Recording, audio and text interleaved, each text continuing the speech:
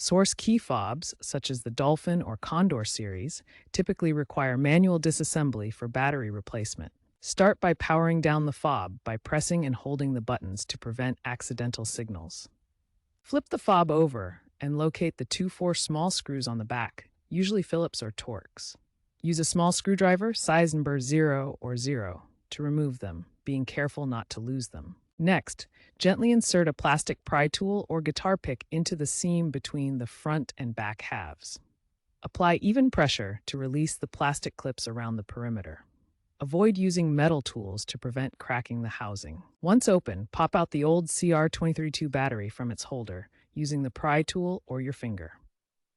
Insert the new CR2032 battery with the positive side facing up. Finally, reassemble the fob by aligning the halves, snapping them together, and reinserting the screws.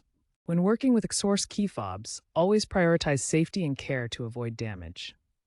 Start by working on a soft surface to protect components. Ground yourself using an anti-static wrist strap to prevent static electricity from harming the electronics. Be aware that improper disassembly may void the warranty. Check Xhorse's website for model-specific warnings before proceeding. Trends are shifting towards smartphone app integration and rechargeable batteries in newer models like the VVDI series.